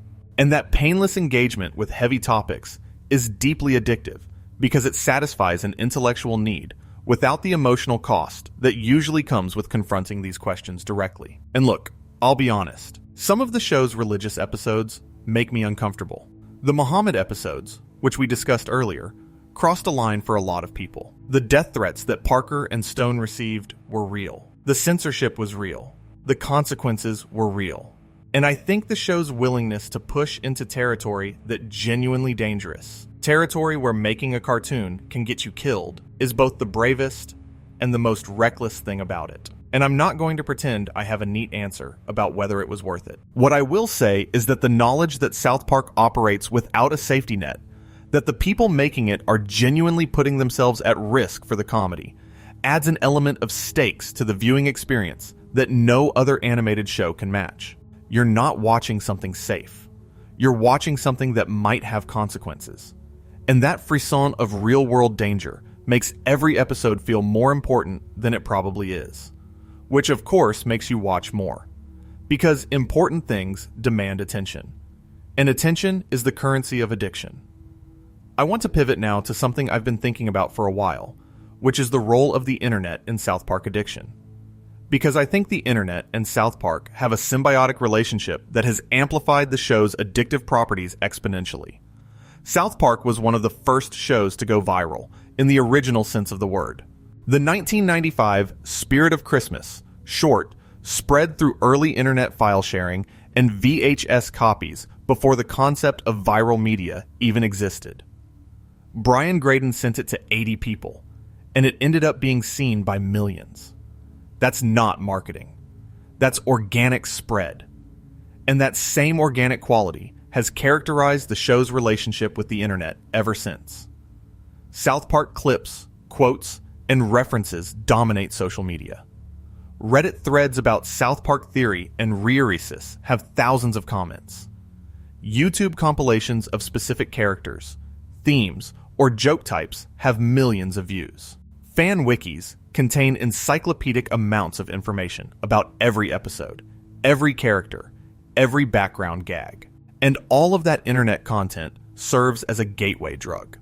Someone who's never watched South Park encounters a clip on TikTok, laughs, watches another clip, laughs again, and then decides to watch an episode. And then another. And then they're 3 seasons deep, and it's 4 in the morning. The internet has created an infinitely renewable pipeline of new viewers, while also keeping existing fans constantly engaged with content between episodes. And here's something that I think is really interesting about the show's internet presence. South Park clips are unusually self-contained, because the animation is simple and the humor is primarily verbal. A 30-second clip from a South Park episode can be funny even if you've never seen the show. You don't need context. You don't need to understand a complex plot. You just need to hear the joke. And that accessibility makes South Park clips among the most shareable content on the internet. Every shared clip is an advertisement for the show. Every meme is a recruitment tool. Every Reddit comment quoting Cartman is a tiny push toward watching another episode. The internet has turned every South Park fan into an unpaid promoter, and every piece of South Park content into a hook designed to reel in new viewers. I also want to mention something about the fandom itself, because I think the South Park fandom has characteristics that amplify the show's addictive properties. South Park fans are, in my experience, unusually enthusiastic about sharing their favorite episodes with other people. There's this evangelical quality to the fandom. You don't just watch South Park, you spread South Park. You tell your friends about the episodes they need to see. You quote lines at parties. You reference the show in conversation, and then judge people's reactions to determine whether they're worth talking to. And that social dimension of the fandom creates a community that reinforces the addiction. When you're surrounded by people who share your obsession, the obsession feels normal. It feels healthy. It feels like a shared passion rather than a compulsive behavior. And that normalization makes it easier to keep indulging. Let me talk about something specific that illustrates the show's hold on its audience. Rewatch culture. South Park is one of the most rewatched shows in television history, and I think the reasons for that are structural as much as qualitative. The episodes are short, 22 minutes. That's nothing. You can fit an episode into any gap in your schedule. Waiting for laundry? South Park episode. Eating lunch? South Park episode. Can't sleep? South Park episode. The brevity removes barriers to consumption. You never have to commit to a South Park episode the way you have to commit to an hour-long drama. It's always quick. It's always easy. And that ease of access is an addiction enabler. But the brevity combines with density to create something specific. Because each episode packs so much into 22 minutes, and because the humor operates on multiple levels, each rewatch genuinely reveals things you missed before. I mentioned this earlier, but I want to emphasize it because I think it's crucial. The first time you watch a South Park episode, you get the surface jokes. The second time, you catch the subtler references. The third time, you notice background details. The fourth time, you start to see the thematic structure. And there's always a fifth time, a sixth time, a 20th time. Each viewing adds another layer of understanding. And the pursuit of complete understanding is its own form of addiction. You're not just watching for entertainment anymore. You're studying. You're rearizing. You're trying to fully comprehend something that, by design, always has one more layer to reveal. I want to circle back to the concept of the spiral, because that's the structural shape of this entire script. And I want to make sure the spiral is doing its job. We started with a specific moment, that night at 2 a.m. when I couldn't stop watching. And since then, we've been expanding outward, looking at the show from wider and wider angles. The characters, the animation, the production process, the cultural context, the psychological mechanisms, the business deals, the internet ecosystem, the fandom, each circle wider than the last. And now I want to bring it back in, back to that moment, back to why. Why couldn't I stop watching? The answer, I now realize, is that South Park had done everything we've discussed tonight. It had given me characters I cared about, presented in an animation style that removed all visual friction, produced with a raw energy that made every episode feel alive, delivered with the precision of a comedian who's been performing for 30 years, loaded with density that rewarded my attention, embedded with vocal hooks that colonized my mental space, validated my intelligence while challenging my assumptions, surprised me with emotional depth I didn't expect, connected me to the current moment in real time, and built a world so complete and so familiar that leaving it felt like leaving home. It did all of that in 22 minutes, over and over and over again. for decades. And the thing I keep coming back to, the thing I can't shake, is that none of it feels calculated. That's the ultimate trick. Everything I've described tonight, every addiction mechanism, every psychological lever, every structural choice that hooks the viewer and refuses to let go, all of it feels accidental. It feels like Trey Parker and Matt Stone are just making a show they enjoy making, and the addictive qualities are a byproduct of their genuine passion rather than a deliberate strategy.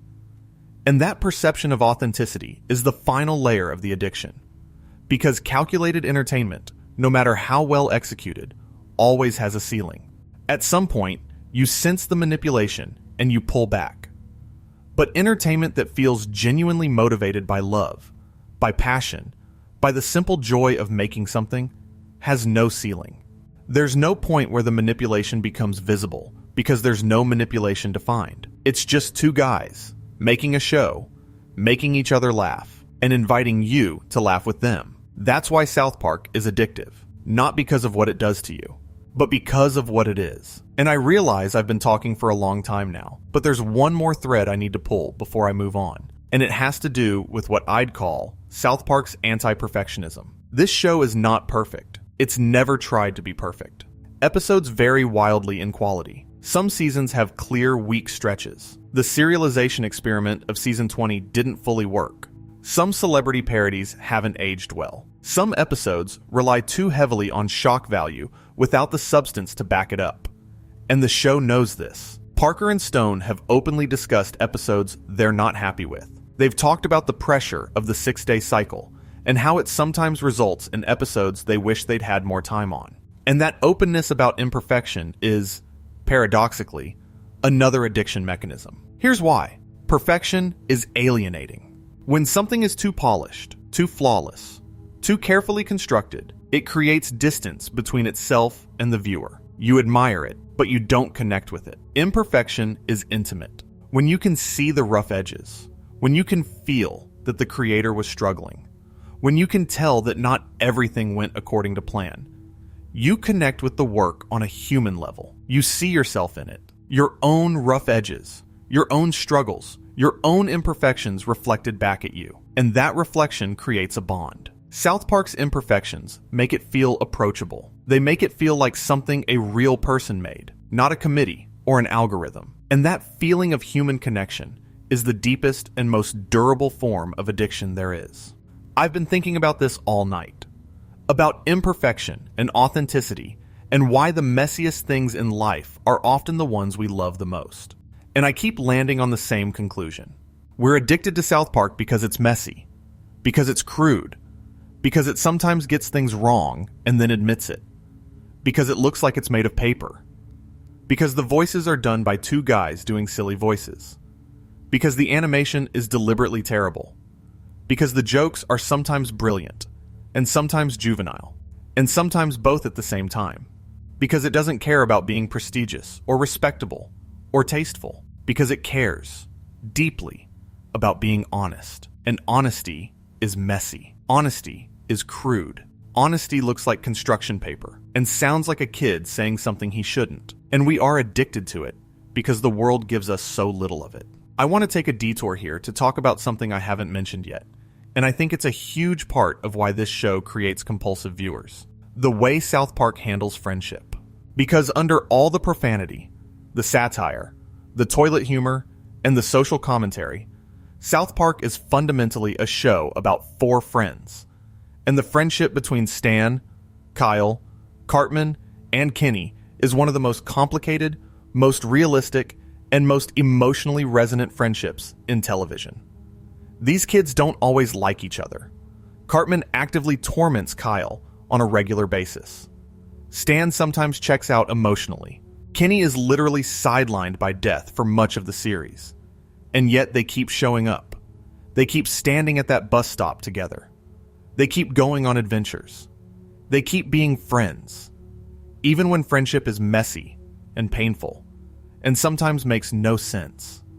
And I think that persistence, that refusal to give up on each other, despite every reason to, is the emotional bedrock of the show's addiction. Because here's the thing, most of us have friendships like this. Not friendships where one person tricks another into eating their parents, obviously.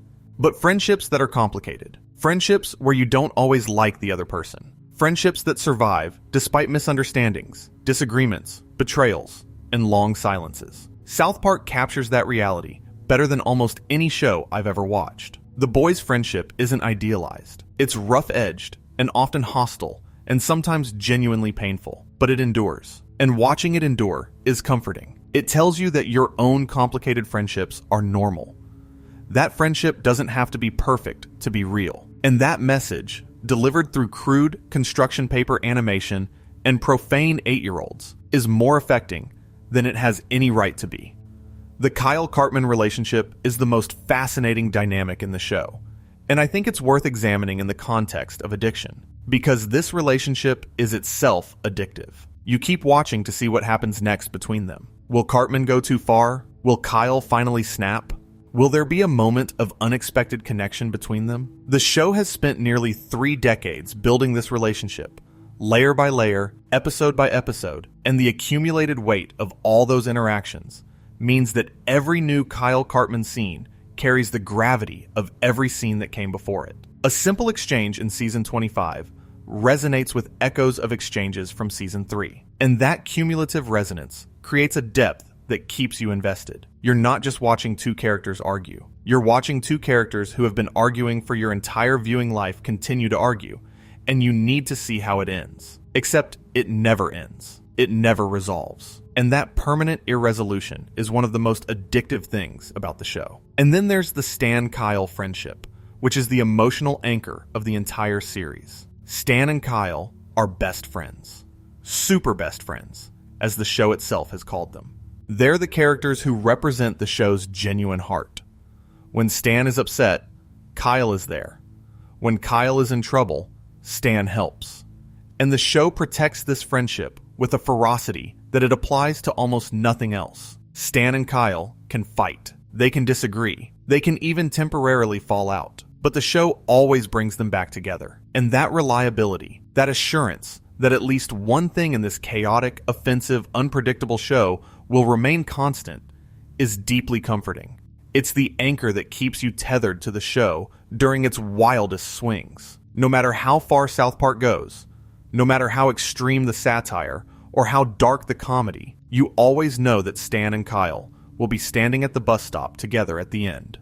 And that knowledge is a form of security. And security, when combined with excitement, is the recipe for addiction. I also want to mention the secondary characters, because South Park has built one of the deepest benches in animation. Tweek and Craig, who started as side characters and evolved into a genuinely sweet couple that the show treats with surprising tenderness. Wendy Testaberger, who could have been a one-dimensional love interest, but instead became one of the show's most fiercely intelligent characters. Token, now Tolkien Black, whose name itself became the subject of a brilliant fourth wall-breaking episode in Season 25.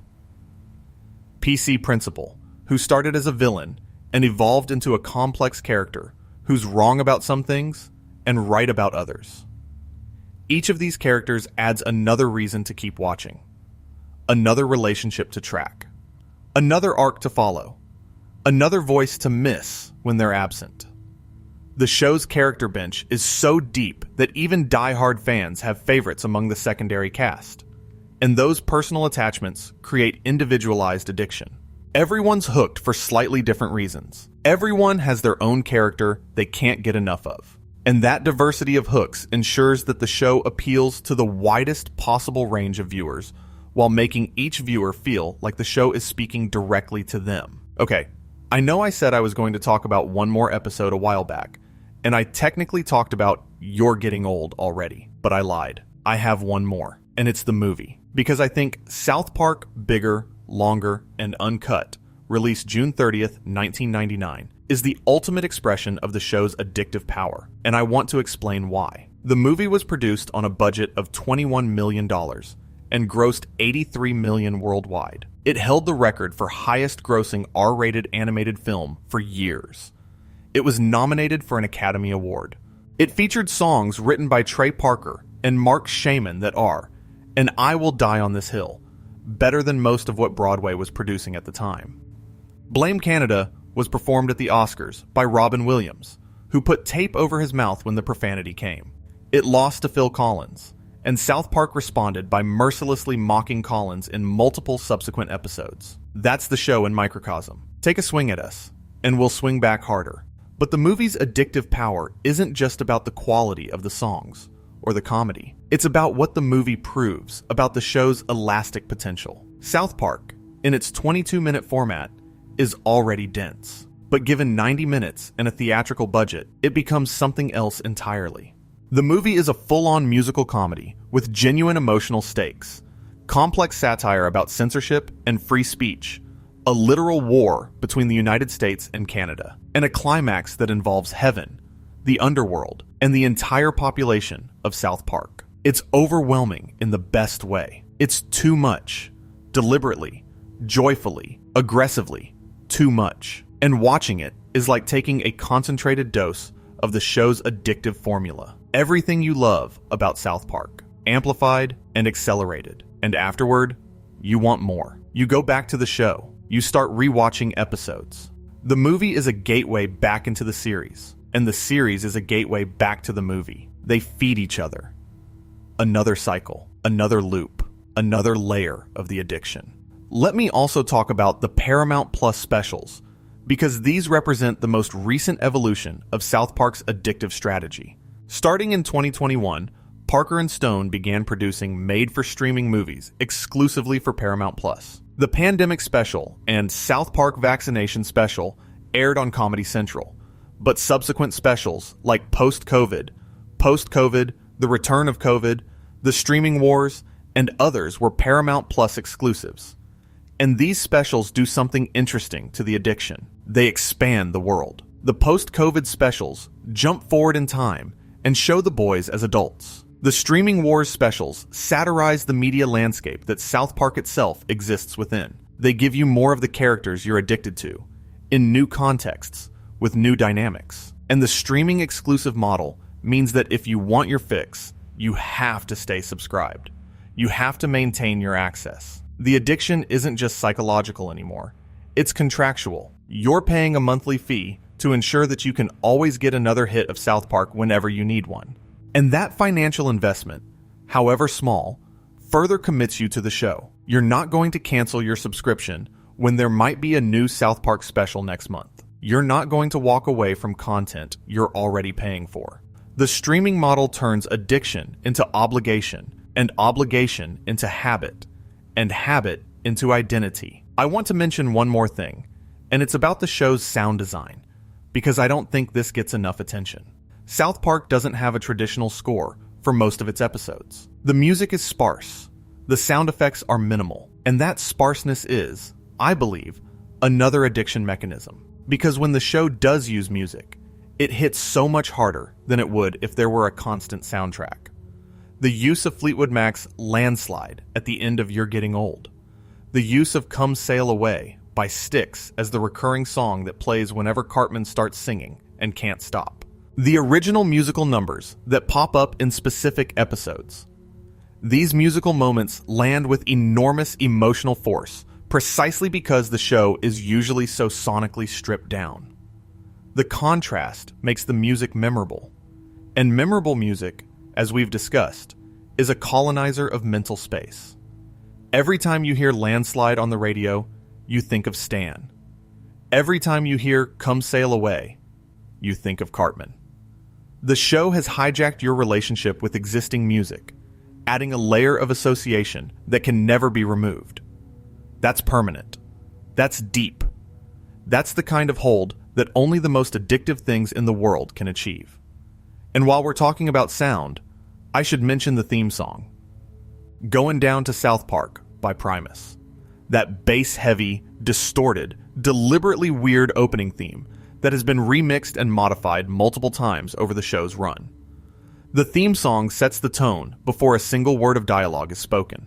It tells you, this is going to be weird, this is going to be fun, this is going to be unlike anything else you're watching tonight. And the fact that the theme has changed over the years, with different characters singing the lyrics in different seasons, creates a mini history within the history. Longtime viewers can identify which era of the show they're watching by the version of the theme song that plays. And that recognition, that feeling of, oh, this is the season 14 opening, I know exactly when this is, reinforces the sense of intimacy and familiarity that feeds the addiction. I want to squeeze in one more thought about the show's comedy mechanics, because I think there's a specific technique South Park uses that hasn't been named, and I want to try to name it. I'd call it escalation comedy. Almost every South Park episode takes a premise and escalates it to the most extreme possible conclusion. Something small happens, and then it gets bigger, and then it gets bigger still, and then it reaches a point of absurdity so extreme that you can't believe what you're watching. And each escalation triggers a laugh. Not because the individual joke is necessarily funny in isolation, but because the contrast between where you started and where you are now is so enormous that your brain can't process it any other way except through laughter. Awesome O is a perfect example. Season 8, Episode 5, aired April 14th, 2004. The premise is simple. Cartman disguises himself as a robot to spy on Butters and learn his secrets. That's it. That's the starting point. And from there, the episode escalates relentlessly. Butters confides his deepest feelings to the robot. The military becomes interested in the robot. Hollywood executives start using the robot to pitch movie ideas. And the robot starts generating movie ideas at an insane rate, all of which are terrible Adam Sandler vehicles. And eventually, Cartman's disguise is threatened by the most basic biological need, and the episode reaches a climax that's simultaneously absurd and inevitable. Each step of the escalation makes logical sense within the world of the episode. It's not random. It's not arbitrary. Each step follows naturally from the last, and that logical inevitability is what makes the escalation funny. You can see where it's going, sort of, but the destination is always more extreme than you imagined. And that gap between expectation and reality is the laugh. This escalation technique is addictive because it creates a narrative momentum within each episode that mirrors the momentum between episodes. Within a single episode, you keep watching because you need to see how far the escalation goes. Between episodes, you keep watching because you need to see what the next premise is and how far it will be pushed. The show has trained you to expect escalation, and that expectation creates an appetite that can only be satisfied by more South Park. You're always hungry for the next escalation. You're always wondering, how far will they take it this time? And because the show has a history of pushing further than you thought possible, your appetite grows with each episode.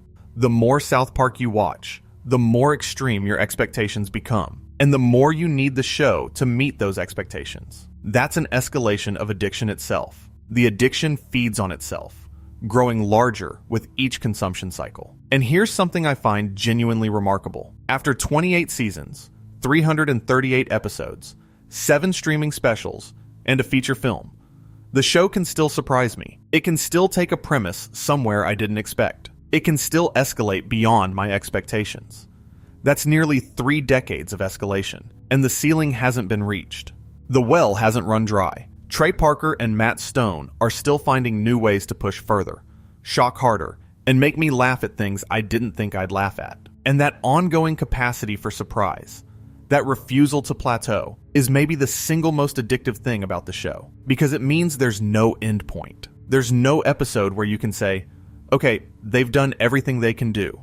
They've reached the limit. I can stop now. That limit doesn't exist. So you can't stop. You never stop. You just keep watching, keep escalating, keep chasing the high of being surprised by a show that, after all these years, still knows how to catch you off guard. One final observation, and then I promise I'll bring this home. The thing about South Park addiction that makes it different from other forms of media addiction is that it doesn't feel like a waste. And I think that matters enormously. When you spend 8 hours scrolling through social media, you feel bad afterward. When you binge an entire season of a reality show, there's a hangover of guilt. But when you spend a night rewatching South Park, you don't feel guilty. You feel enriched. Because the show actually gives you something. It gives you jokes to tell, references to make, perspectives to consider, opinions to challenge, arguments to have. South Park is productive addiction. It doesn't just take your time, it gives you things in return. And that exchange, that sense that your time investment is being reciprocated with genuine value, is what makes the addiction sustainable. You can be addicted to South Park for decades without ever feeling like it's a problem, because it isn't, really. It's just a relationship. A long, weird, profane, surprisingly deep relationship with a show that keeps showing up, week after week, year after year, crude and honest, and ready to make you laugh. If you've made it this far, you already know this isn't just a video about a cartoon show. It's a video about why your brain works the way it works, about why certain things get under your skin and won't let go, about why we watch and rewatch and re-rewatch, chasing a feeling that we can never quite pin down, but that we know we need. South Park is addictive because it pushes every single one of the buttons that make humans compulsive consumers. Novelty, surprise, social bonding, emotional variability, intellectual validation, comfort, nostalgia, variable reinforcement, flow states, parasocial attachment. It's all there. Every mechanism, every trigger, packed into a 22-minute cartoon made with digital construction paper by two guys from Colorado who started out making short films with an 8mm camera. I want to come back now to where I started. To that night at 2 a.m. when I finished season 8 and told myself I'd stop. I didn't stop, as you already know. I watched 6 more episodes. And then I went to bed and fell asleep thinking about Cartman's scheme in the episode I'd just watched. And then I woke up the next morning, and before I even made coffee, I pulled up South Park on my phone and watched the first 10 minutes of the next episode while lying in bed. And I didn't feel bad about it. I didn't feel like I was wasting time or being unproductive or indulging a childish habit. I felt like I was exactly where I was supposed to be. Comfortable, engaged, home. That feeling of being home is what I keep coming back to when I think about why this show has maintained its grip on me for so many years. South Park feels like a place I live in, not a place I visit. The characters feel like people I know. The town feels like a town I could navigate with my eyes closed. The rhythms of the show, the cadence of the jokes, the way Cartman says seriously with 3 extra syllables, the way Kyle's voice gets high when he's frustrated, the way Stan stares blankly at the camera when something insane has just happened. These are the rhythms of my life. They're woven into my days, and giving them up would feel like losing something essential. Not a show, a home. And here's the thing that gets me. The thing that makes me think South Park's addictive power is more than just good craftsmanship, more than just clever writing and catchy music and familiar characters. The show makes me think, not in a homework, eat your vegetables way, in a genuine, late night, staring at the ceiling way.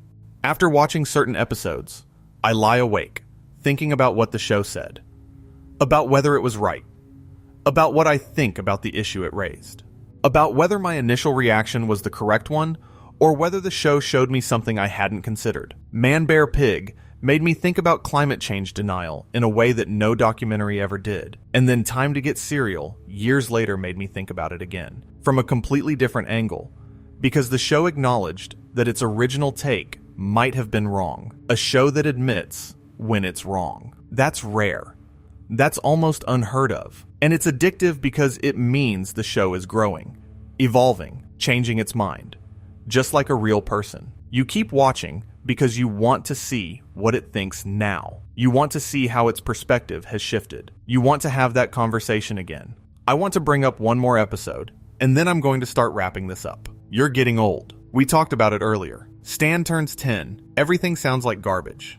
But I want to come back to it because I think that episode is the skeleton key to understanding South Park addiction. The episode is about losing the ability to enjoy things. It's about cynicism, consuming everything. It's about the fear that you've heard every joke, seen every story, experienced every emotion, and there's nothing left that can surprise you. And that fear is the exact opposite of addiction. Addiction is the belief that the next hit will be worth it. Cynicism is the belief that nothing will ever be worth it again. You're Getting Old puts these two states in direct opposition. And the fact that the show itself is the thing telling you that maybe you've become too cynical to enjoy things, while simultaneously being the thing you're addicted to, is a paradox that I find endlessly fascinating. Because here's what happened after You're Getting Old. The show kept going. Stan's cynicism was addressed, sort of, in the following episode. And then the show moved on to new topics, new jokes, new controversies. And I kept watching. We all kept watching. Because the show, by naming our fear, by acknowledging that maybe we'd seen too much, somehow gave us permission to keep watching anyway. It said, "We know you might be getting tired of this. We know you might think you've outgrown it. And we're going to keep doing it anyway, because this is what we do." And that honesty, that refusal to pretend that the show is anything other than what it is the most addictive thing about it. South Park doesn't promise to change. It doesn't promise to be what you want it to be. It just promises to keep being South Park. And for millions of people, that's enough. That's more than enough. That's everything. I've spent a long time tonight trying to figure out why South Park is so addictive. And I think the answer, ultimately, is simpler than all the psychological mechanisms and production techniques and character rearises might suggest. South Park is addictive because it's honest. In a world that feels increasingly fake, increasingly calculated, increasingly designed to manipulate you, South Park is two guys saying what they actually think in the crudest possible way, without apology or filter. And that honesty creates a bond that no amount of polish or production value can replicate. You trust this show, not to be right, not to be tasteful, not to be appropriate, but to be real, to be genuinely, defiantly, stubbornly, hilariously real. And that's enough to keep you watching at 2 a.m. when you told yourself you'd stop. That's enough to keep you clicking next episode when you know you have work in the morning. That's enough to keep you coming back, year after year, decade after decade, to a little mountain town in Colorado where 4 kids who never age stand at a bus stop and face the insanity of the world, with nothing but crude language and the occasional visit from a talking piece of poo. So yeah, I have a problem, and I don't think I want to fix it. If you made it through this whole thing, thank you. Genuinely. I know that was a lot, and the fact that you're still here means either you love South Park as much as I do, or you fell asleep somewhere around the 45-minute mark, and this is just background noise now. Either way, I'm glad you're here. If you want more of this kind of deep dive, more of these late-night explorations into the shows that shaped us, subscribe to Paper Town. We've got a lot more coming. Hit the like button if you can. It helps more than you'd think. And share this with someone who needs it. Someone who's up too late rewatching South Park for the 20th time and can't explain why. Tell them it's not their fault. It's the show. It's always been the show. Good night, everyone. Sleep well.